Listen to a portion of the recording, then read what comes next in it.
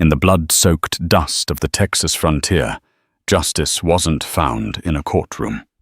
It was dispensed at the end of a rope swung from the branch of a solitary cottonwood.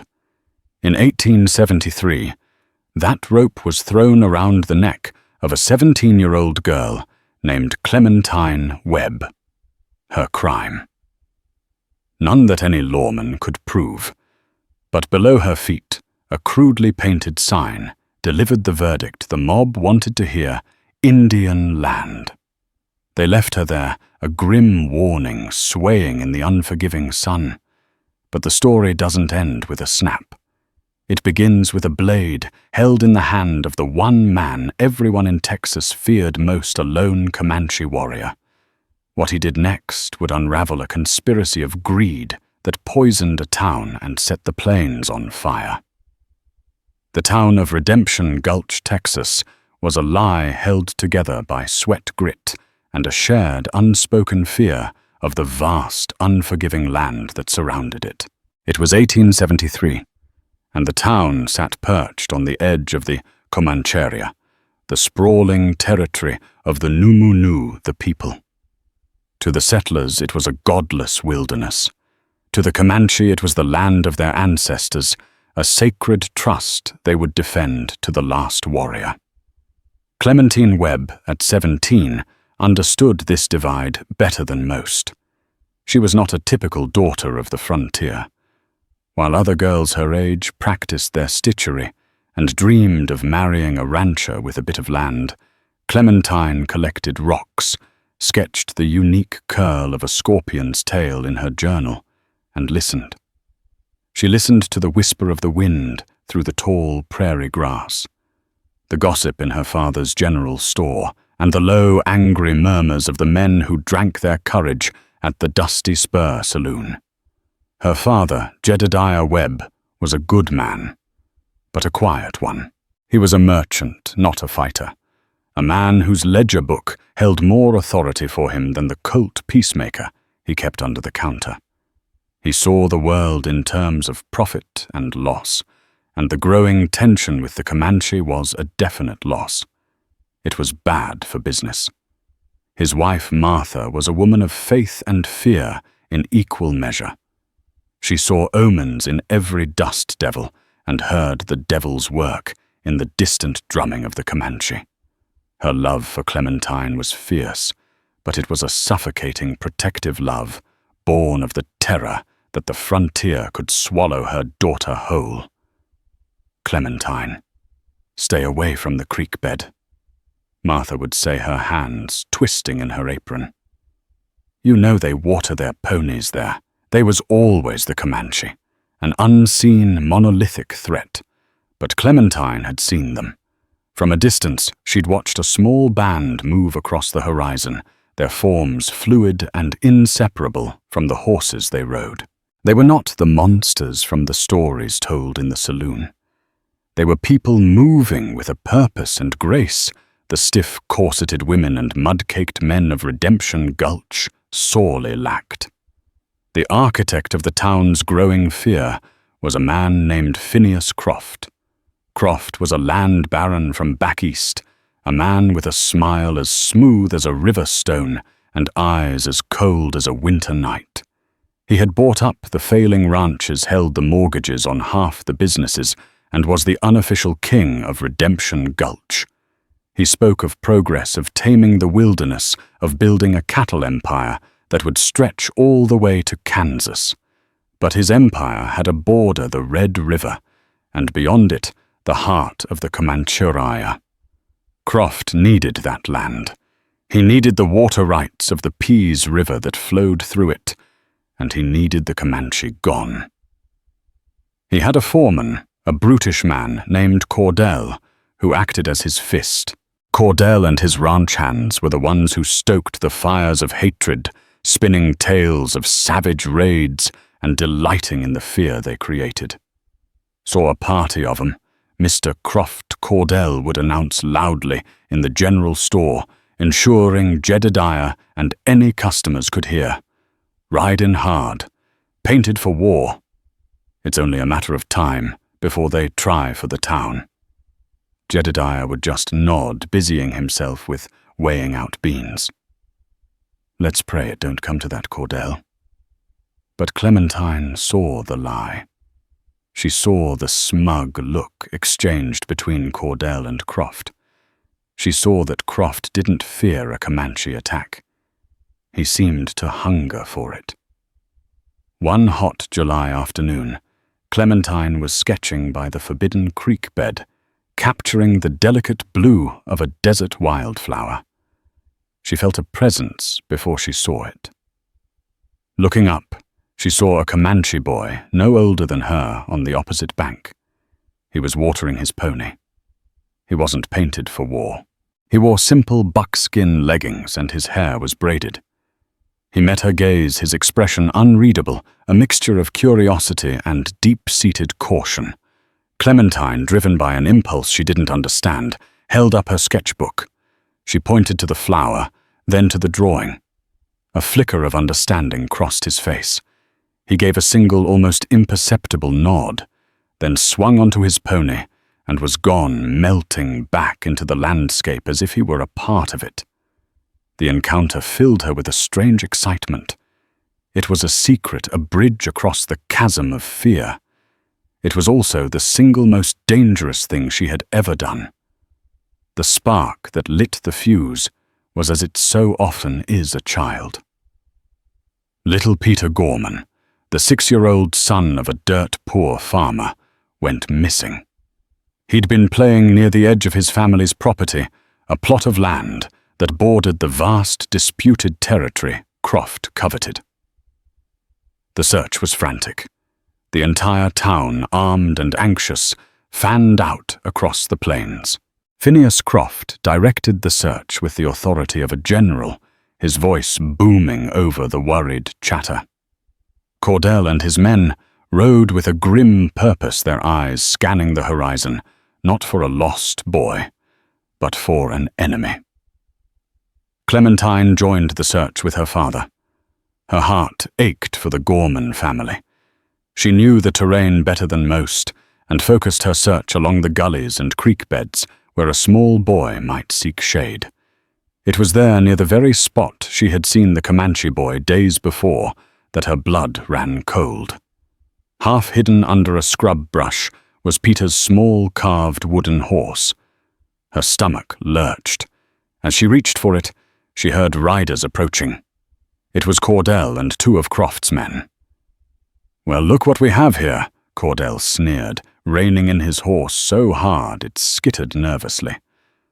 "What's that you got, Clementine?" She stood, holding the toy. "It's Peter's. He was here." Cordell's eyes narrowed. He dismounted his boots, kicking up dust. "By the creek. Ain't this where you like to wander off to? Your mama's always worried sick about you coming out here, near Indian territory." "I was looking for him," she said, her voice trembling slightly. Or maybe Cordell said, taking the toy from her hand and turning it over. "You was meeting someone you shouldn't be." A cold dread washed over Clementine. The memory of her silent exchange with the Comanche boy flashed in her mind. How could he know? Had someone seen her? Before she could process the accusation, a cry went up from the east. The other search party had found something. Cordell and his men mounted and galloped off, leaving Clementine standing alone, a terrible premonition taking root in her soul. They found Peter Gorman's body an hour later, nestled in a rocky outcrop. The cause of death was unclear, but in the frenzy of grief and fear, clarity was the last thing anyone wanted.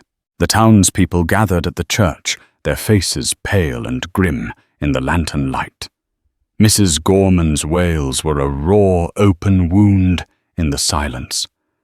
It was Phineas Croft who stood before them, his face a mask of solemn fury.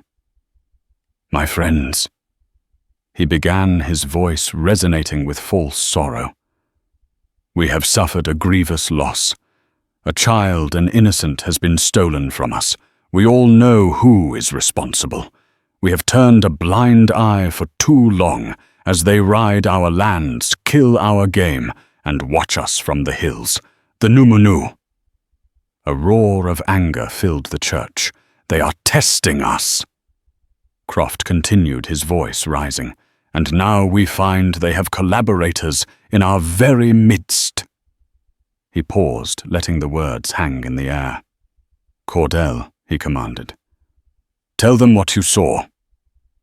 Cordell stepped forward, his face set in a grimace of self-importance. "I saw Clementine Webb, down by the creek where the boy was last seen, the very place the Comanche come to water. She's been seen there before, talking to them." The accusation was a physical blow. The crowd turned as one. Their eyes, moments before filled with shared grief, now filled with suspicion and hatred, all directed at her. "That's a lie," Jedediah Webb shouted, pushing his way forward to stand by his daughter. "My Clementine would never." "She had the boy's toy," Jedediah Cordell cut in. "Found it right there. Maybe it was a gift, a trade. Maybe she showed them where the boy was playing." It was a preposterous leap of logic, but logic had fled Redemption Gulch. It was replaced by a rabid, consuming fear. Clementine tried to speak to explain the innocent encounter, but her words were swallowed by the rising tide of accusation. She was drawing pictures of them. "Devil flowers they use for poison," someone shouted. "I saw her watching them from the ridge last month," another added. The whispers became a roar. "Indian lover, traitor, witch." The words struck her, each one a stone. She looked around at the faces of her neighbors. People she had known her whole life. People who had bought candy from her at the store and saw only strangers, their features twisted into masks of righteous fury. Martha Webb collapsed into a sobbing heap, while Jedediah stood frozen, his quiet, orderly world shattering around him. Croft raised a hand for silence. "This is not a time for blind rage. This is a time for frontier justice. She has betrayed her own kind. She has sided with the savage. She has brought this curse upon us." He pointed a finger at Clementine, and his voice dropped to a chilling final verdict. "She has forfeited her claim to this land and this life. She belongs to them now." They didn't wait for the sheriff, a weak-willed man named Brody, who was already deep in Croft's pocket. They didn't wait for a trial. The mob, led by Cordell and sanctified by Croft's rhetoric, was the law now. They dragged Clementine from the church, her father's pleas and her mother's screams fading behind her. They took her not to the town gallows, but out onto the plains to a place that held a symbolic power. It was a massive, solitary cottonwood tree that stood on a slight rise, marking the unofficial border between the settled lands and the Comanche. It was a landmark for travelers and a silent sentinel that had witnessed 100 years of sun and storm. Tonight, it would be an instrument of death. The ride was a blur of terror. The hands that held her were rough, the voices a torrent of hate. She was no longer Clementine Webb, the storekeeper's daughter. She was a symbol, a sacrifice to appease their fear. At the tree, they were brutally efficient. Someone threw a rope over a thick, sturdy branch. Cordell fashioned a hangman's noose with practiced ease. He pulled her from the horse and shoved her toward the tree. "This is what happens to traitors." He spat, his face inches from hers, his breath sour with whiskey. Through her terror, a strange clarity emerged. She looked past him at the faces in the torchlight. She saw Mr. Henderson, the blacksmith whose children she played with. She saw Mrs. Gable, who always bought peppermint sticks. They wouldn't meet her eyes. They were caught in the grip of a collective madness, and she was the sacrifice. They stood her on a barrel, the rough rope scratching her neck. Cordell cinched it tight. Then he produced a crude plank of wood on which was painted in stark black letters, Indian Land. He hung it around her neck with a piece of twine. Let her new friends find her. Croft said, his voice calm and final. He had stayed back, observing the clean puppeteer, watching his marionettes dance. A message. This land is ours. Anyone who sides with them will share her fate. Jedediah made one last desperate push through the crowd. For God's sake, she's just a girl. My daughter. Two of Croft's men grabbed him, restraining him. It's over, Webb, Cordell said. He looked at Clementine, a cruel smile on his lips. Any last words? Indian lover. She stared out, not at them, but past them toward the dark, silent plains of the Comanche. She thought of the Comanche boy, of the silent nod. She thought of the land which had never judged her. She lifted her chin and said nothing. With a vicious kick, Cordell sent the barrel tumbling. The world vanished in a supernova of pain. A brutal, crushing force slammed into her, stealing her breath, her sight. The roar of the mob faded into a distant buzzing. There was only the fire in her throat, the bursting pressure in her head, and the terrible final blackness encroaching on the edges of her vision. Her body convulsed, a desperate, involuntary fight for a life that was already gone. Then, nothing. Miles away, hidden in a fold of the earth, a man watched the pinpricks of torchlight. His name was Tuha, but the whites, had they known of him, would have called him He Who Watches. He was Quahadi Comanche, a man who had become as much a spirit of the plains as a man of flesh and blood. His family, a wife and 2 sons, were ghosts, their lives extinguished 5 winters ago in a dawn raid by blue-coated soldiers. Since then he had been alone, his heart a cold, hard stone in his chest. He watched the white men with a detached, bitter hatred. He saw them gather at the tree. He knew what it meant. He had seen it before. They were like wolves turning on one of their own pack. It was their way. He felt nothing for the victim. She was one of them, part of the plague that was consuming his world. He watched them ride away, their dark work done, leaving a single grotesque fruit hanging from the ancient cottonwood. He should have ridden on. He should have let the buzzards have her. It was not his concern. But he stayed. He watched the lone figure sway in the wind. He saw the sign hanging on her chest. Indian Land. A message, a mockery. They used his people's name to sanctify their own savagery. A cold rage deeper than his grief stirred within him. They would not defile this ground, this tree, with their victim and their lie. Against every instinct, against the cold stone of his heart, he urged his pony forward. As he drew closer, the moonlight illuminated the scene. He saw the slight frame, the pale dress, the long hair lifted by the breeze. She was young, so young, younger than his wife had been. He stopped beneath her. The sign was an insult. He reached up and tore it from her neck, snapping the twine. He was about to turn away to leave the body to the elements when he saw it.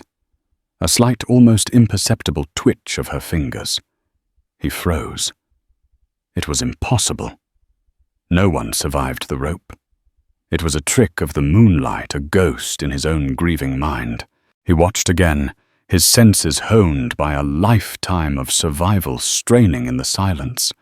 There it was again, a tiny spastic movement. A conflict tore through him. To help her was to invite disaster. She was white. If his own people found him with her, they would think him a traitor. If hers found him, they would kill him without a second thought. But to leave her was to be as monstrous as the men who had put her there. The spirits of his ancestors were watching. The land itself was watching. He looked at her face tilted at an unnatural angle, her features swollen and bruised. He saw not a white woman, but a life, a flicker of a spirit refusing to be extinguished. It was the same tenacity he saw in the wildflower that pushed its way through sun-baked clay. With a groan that was part curse, part prayer, he dismounted. He drew his long, sharp hunting knife. He didn't cut the main rope. The fall would kill her for certain. Instead, he climbed onto his pony's back, rising precariously to reach the thick branch. With surgical precision, he began to saw at the thick hemp rope above the noose. It was slow, arduous work. The fibers parted one by one. Finally, with a soft thud, she fell into his waiting arms. Her weight was slight like a child's. She was unconscious, her breathing a ragged, horrifying rattle in her throat. The rope had not broken her neck. The barrel hadn't been high enough for a clean drop. Instead, it had strangled her slowly and imperfectly. He held her for a moment, this bundle of unexpected trouble, this ghost returned to life. Yet the lonely warrior whose heart was dead was holding the living embodiment of his enemy. And he had just saved her life. He looked around at the vast, empty plains. He was truly alone now, caught between two worlds, with a secret that could destroy them all. Yet carried her away from the dreadful tree, moving into the labyrinth of canyons and ravines that the white men feared. He knew this land, as he knew the lines on his own hand. He found a hidden shelter, a shallow cave carved by ancient waters into the side of a mesa, its entrance veiled by a curtain of wiry desert vines. He laid her gently on his bedroll. In the dim light filtering through the vines, he examined the damage. The rope burn around her neck was a horrific, raw wound, purple and swollen.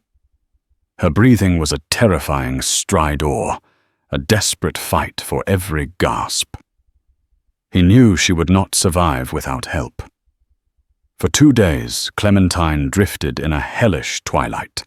She was trapped in the suffocating darkness of the noose, reliving the kick of the barrel, the roar of the mob, the final blinding pain. She was vaguely aware of sensations, cool water on her cracked lips, a gentle hand lifting her head, the bitter taste of herbs. She heard a voice, low and guttural, chanting softly. It was not a language she knew, but it was calm, ancient and steady. An anchor in the storm of her pain. Yet worked tirelessly. He was a warrior, but he was also a son of the people, and he carried the old knowledge. He gathered choke cherry and slippery elm bark, boiling them into a poultice to soothe the burning rope gash. He brewed a tea from willow bark for her fever and pain. He hunted moving like a shadow, and brought back a rabbit, making a thin, nourishing broth that he patiently spoon-fed between her lips. He was tending to the daughter of his enemies, and the irony was a constant bitter taste in his mouth. Every time he looked at her pale, bruised face, he saw the faces of the soldiers who had slaughtered his family. But every time he heard her struggle for breath, he was reminded of his duty to life itself, a creed that ran deeper than vengeance. He was not saving a white girl. He was coaxing a spirit back from the edge of the Shadowland. On the 3rd day, Clementine's eyes fluttered open. The first thing she saw was the rock ceiling of the cave dappled with light. The second thing she saw was him. He was sitting across the small fire, his face etched with lines of weariness and concentration as he sharpened his knife. He was lean and hard, his black hair long and unbound. He was the enemy, the savage from the stories. Panic seized her. She tried to scream, but only a choked, rasping squeak came out. The effort sent a bolt of agony through her throat. He looked up, his dark eyes instantly alert. He didn't move, didn't threaten.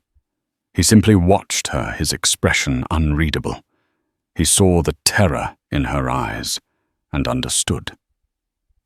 He put his knife down slowly, deliberately, and held up his empty hands, palms forward, in a universal sign of peace. Clementine stared, her mind struggling to connect the monster from her nightmares with the man who had evidently been caring for her. She touched her neck. It was bandaged with soft deer hide, and she could feel the slickness of a salve beneath it. She was alive. This man, this Comanche warrior, had cut her down, and he had not harmed her. Days turned into a week. They existed in a space of almost complete silence, their communication one of gestures and necessity. When he offered her water from a skin, she would nod. When he offered her broth, she would accept. Her voice was gone, her throat too damaged to produce more than a painful whisper. The silence forced them to observe one another. She watched him. She saw the way he moved with an economy of motion that was both powerful and graceful. She saw the profound sadness that settled in his eyes when he thought she was asleep. She saw him trace patterns in the dust with a stick, patterns that looked like constellations. He was not the grunting beast of Cordell's stories. He was a man, and a man steeped in a grief she could not comprehend. He watched her, too. He saw the resilience in her, the stubborn spark of life that had refused to be put out. He saw her observing the plants at the mouth of the cave, her brow furrowed in concentration, just as he had seen her doing at the creek. He saw her scratch a near-perfect image of his horse onto a flat stone with a piece of charcoal from the fire. She was not the arrogant, loud creature he associated with her people. She was quiet, watchful, and she had an artist's eye. One evening, as the sun bled across the western sky, she found her voice. It was a hoarse, painful croak, but it was sound. Why, she whispered the single word, costing her immense effort. He looked at her from across the fire. He considered the question for a long time. He could have told her about the sign, about the insult to the land, but the reason had become more complicated than that. He pointed to the sky where the first stars were appearing. In a low, halting voice, speaking more English than she would have thought possible. Learned from years of trading and treaties, he said, "My son." He liked to watch the stars. He saw a story in them. A warrior who falls, but is lifted back by the wind spirit. When I saw you, the wind was blowing. It wasn't a full explanation. It was a parable, a glimpse into his world. For the first time, Clementine didn't see a Comanche. She saw a father, a grieving father. In that moment, something shifted. The chasm between them didn't vanish, but a fragile bridge of shared humanity began to form across it. They were two people ripped from their lives, hiding in a cave, surrounded by enemies. She, a girl declared a traitor by her own town. He, a warrior who had betrayed his own hate to save one of them. Her next words were just as quiet, just as painful. "They killed a little boy. Peter," they said. They said I helped the Comanche do it. Yet's face hardened. The people do not kill children. It is not our way. It is the way of the Tekwapu, the white man, to kill the young. My sons.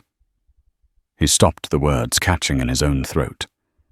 He looked away toward them, the darkness outside the cave. This killing, he said, his voice cold with certainty.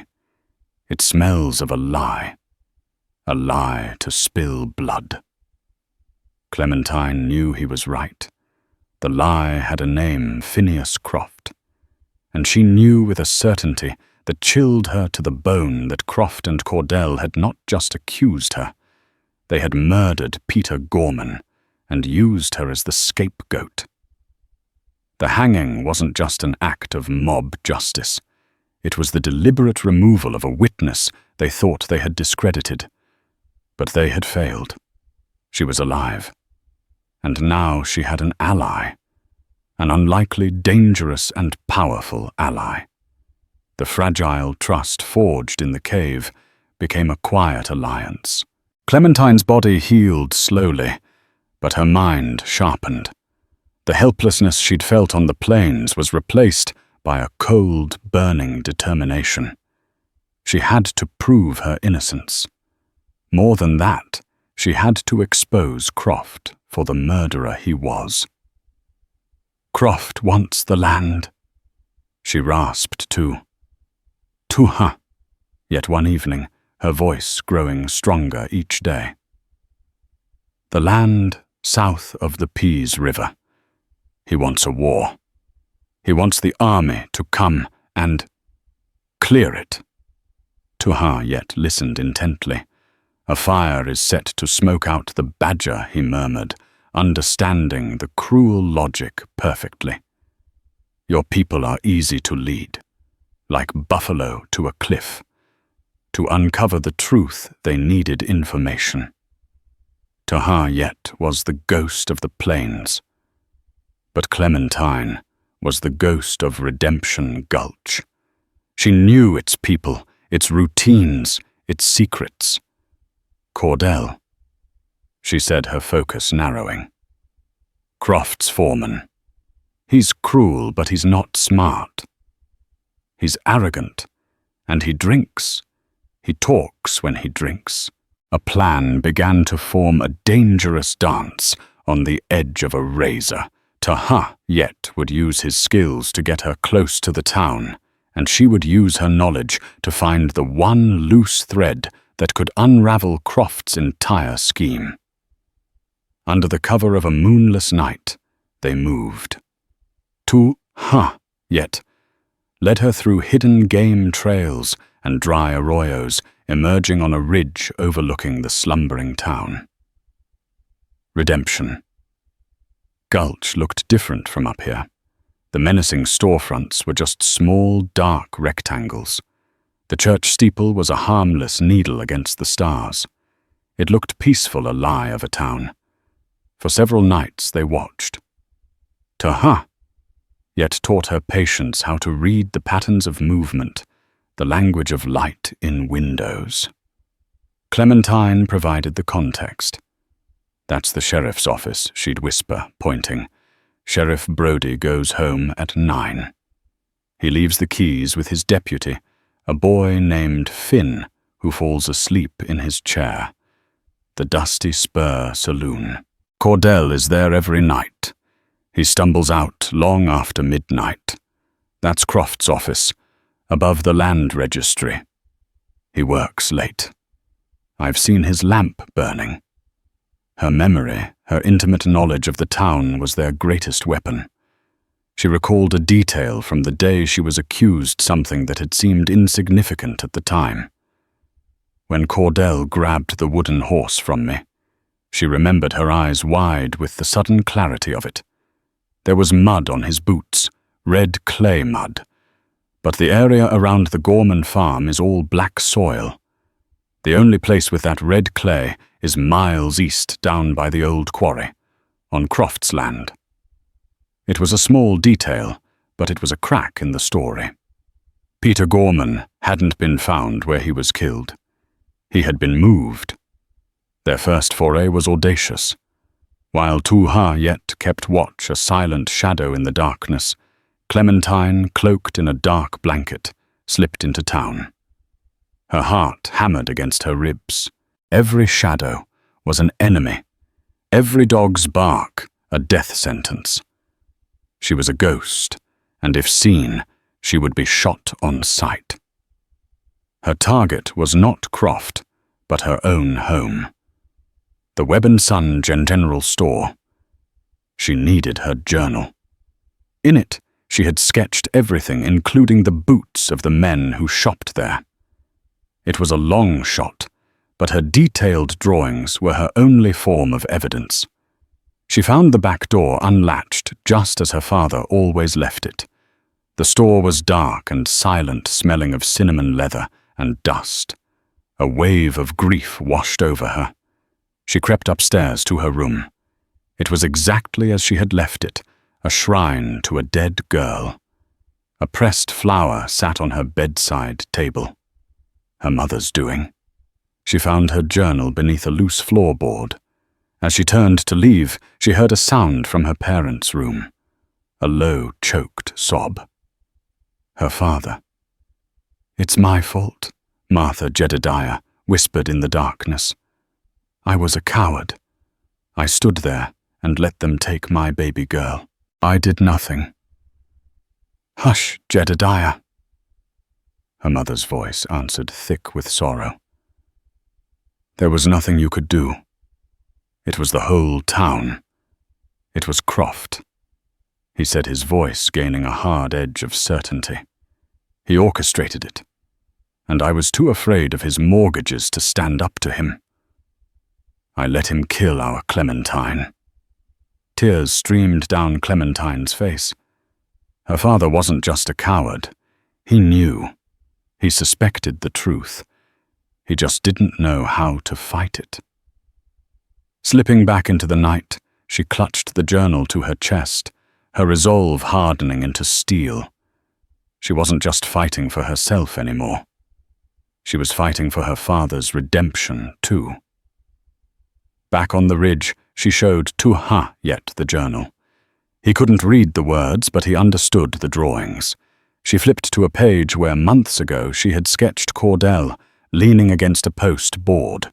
She had captured every detail, right down to the unique star-shaped rowel on his spurs. This she whispered, pointing to the spur. "This is his mark. As good as a signature." Their next move was to the quarry. Tu-Ha yet led the way, his tracking skills on full display. In the pale dawn light, he found what a white man would have missed. Faint tracks of a shod horse, scuff marks on the red clay, where a body had been dragged, and near a rocky overhang, a single shiny object, half buried in the dirt. Tu-Ha yet dug it out with his knife.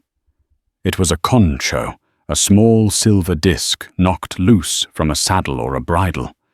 The stamping on it was a steer's skull, the signature design of Phineas Croft's Sea-Bar Sea Ranch. They now had two pieces of the puzzle, the red clay on Cordell's boots and Croft's concho at the quarry, where the boy was likely killed. It was circumstantial, but it was a start.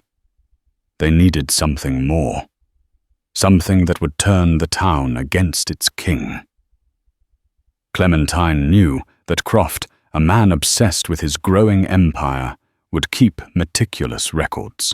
A ledger, a map, something that detailed his plans for the Comanche lands he so desperately wanted. "His office," she said, to Tu-Ha yet. "The proof will be in his office." Breaking into Phineas Croft's office was tantamount to suicide. But Clementine was already dead. She had nothing left to lose. The storm that had been brewing on the horizon for days finally broke, unleashing a torrent of rain and fury upon Redemption Gulch. It was the perfect cover. The thunder masked their approach, and the deluge kept the townsfolk barricaded in their homes and the saloon. Tuha! Yet his skin, glistening in the rain, scaled the wall to the second-floor balcony of Croft's office with the silent grace of a panther. He secured a rope and dropped it down to Clementine. Her heart was a frantic drum as she climbed her hands, slipping on the wet hemp. Inside the office was a shrine to avarice. Maps covered the walls with Croft's lands marked in black ink, and the Comanche territory outlined in a greedy blood red. A large oak desk dominated the room, its surface neat and orderly. While Tuha yet stood guard on the balcony, a silhouette against the lightning-streaked sky. Clementine searched. She moved with a desperate urgency, her hands flying over ledgers and files. The main ledgers showed cattle sales and land purchases, all legal, all meticulously documented. The lie was buried deeper. She finally found it in a locked drawer which Tuha yet pried open with the tip of his knife. It was a private journal bound in fine leather, and inside Croft had damned himself. His elegant script detailed his frustration with the government's treaties. He wrote of the Numanu with dismissive contempt, and then the entry from the week of Peter Gorman's death. July 12th. The Gorman boy proves a regrettable but necessary catalyst. Cordell handled the matter at the quarry. Clumsy, but effective. The fool left tracks, but in the coming hysteria no one will look. The web girl with her known sympathies will be the perfect kindling. Her public punishment will serve as a stark message and will surely provoke a response from the savages. When they retaliate as they must, the army will have its casus belli. General Mackenzie will have no choice but to move in. And then the Pease River Valley and all its water will be mine. It was all there, a confession, cold, calculated, and utterly evil. Suddenly they heard heavy footsteps on the stairs. Croft. He was returning. There was no time to escape. Tuha yet pulled Clementine behind a thick velvet curtain as the door opened. Phineas Croft entered, shaking the rain from his coat. He was not alone. Sheriff Brody followed him in looking nervous and wet. "I'm telling you, Phineas, people are getting spooked," Brody whined. "Old man Hemlock swore he saw a ghost up on the ridge last night. Looked like the Webb girl." Croft laughed a low, dismissive sound. "Jedediah's daughter is feeding the crows, Sheriff. The town is jumpy. That's good for us. Keeps them compliant." He poured 2 glasses of whiskey. "The army patrol is due in 2 days. We just need to hold our nerve." "What if the Comanche don't retaliate?" Brody asked, wringing his hands. "They will," Croft said with absolute certainty. "Pride is all a savage has. I've insulted theirs. Cordell is taking a few men out tomorrow to provoke them further. A few scattered shots maybe burn one of their hunting camps. It will be enough." Behind the curtain, Clementine's blood ran cold. He was going to start a war. Her hanging was just the first move. She looked at Tuha yet. His eyes were burning with a cold fire. He had heard it all. As Croft and Brody drank, Clementine knew they couldn't just escape with the journal. By the time they revealed it, it would be too late. The spark of war would have already been lit. The reckoning had to be now. It had to be public. She looked at Tuha yet and mouthed a single word. "Saloon." He understood. He nodded once. This was no longer just her fight. Croft had threatened his people, his land. As Croft dismissed the sheriff, Tuha yet slipped out onto the balcony and shimmied down the rope. Clementine remained hidden, her hand clutching the journal. She waited until Croft was engrossed in his maps, his back to her. Then, silent as a wraith, she crept from the room and down the stairs, melting into the storm outside. The Dusty Spur saloon was packed a haven from the rain. Cordell was at the bar, drunk and loud, bragging to a captive audience of ranchers and drifters. "Hung her high and proper," he bellowed, slamming his mug on the bar. "That's how we deal with traitors in Texas." The saloon doors swung open with a crash.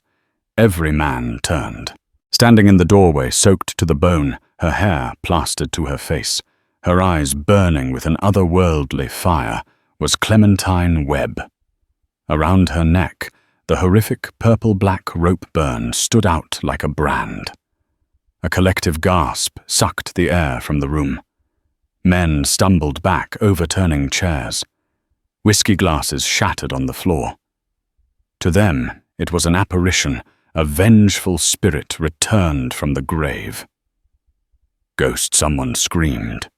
Cordell's face went white as a sheet. He stared, his jaw slack, all the drunken bravado draining out of him. "I am not a ghost, Cordell."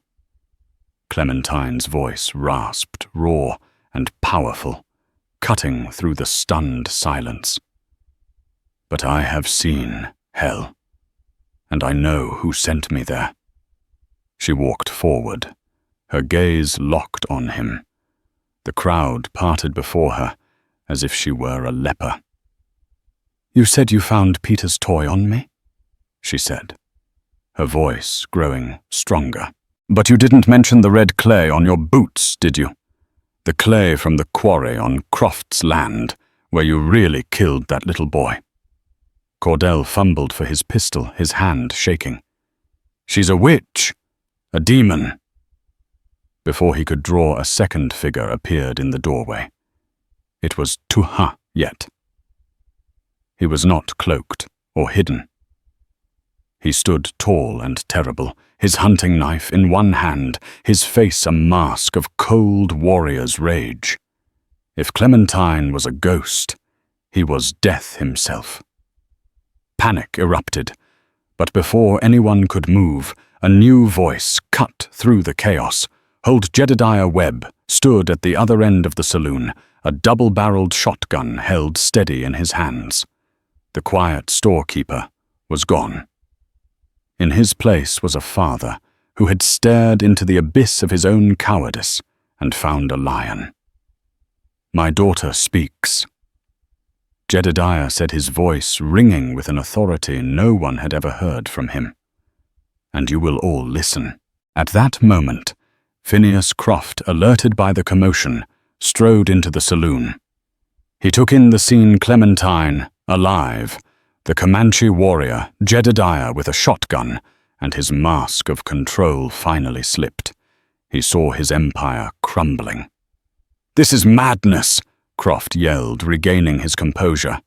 "She's a traitor, in league with this savage. They've concocted this story. Kill them all." But the town's certainty was broken. They had seen a ghost. They had heard her accusation. And they saw the raw terror on Cordell's face. Clementine held up the leather-bound journal. "This is your madness, Mr. Croft. Your confession. You killed Peter Gorman. You tried to murder me. You wanted to start a war for water and grass." She opened it, her voice shaking with rage and triumph. "You wrote it all down." She began to read Croft's words aloud, the damning entry that laid his entire conspiracy bare.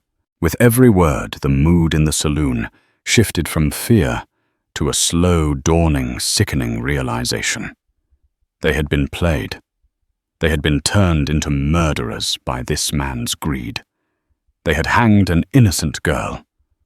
Their righteous fury, once aimed at Clementine, now turned white, hot, and terrible upon its true architect. Croft's face contorted in a snarl of pure hatred. He drew a hidden derringer from his coat. "I built this town," he screamed, aiming at Clementine. He never fired. Two sounds exploded at once, the boom of Jedediah's shotgun and the sickening thud of Tuhayet's knife flying through the air. Phineas Croft collapsed, his journal falling from his dead hands. Cordell, seeing his master fall, tried to make a run for it, but he was swallowed by the mob. The men he had led to a hanging now became his own judges, juries, and executioners. In the sudden shocking silence, Clementine stood between her father and the Comanche warrior who had saved her. The rain lashed against the windows. The reckoning was over. The lie was dead. But the scars on her neck and on the soul of the town would remain forever.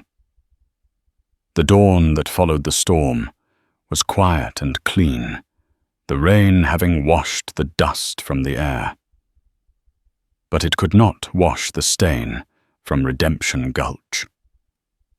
The town awoke to a new horrifying reality. Phineas Croft was dead. Cordell had been beaten and left for the army patrol that was now riding into town, and Clementine Webb was alive. She did not return to her little room above the store. She could not.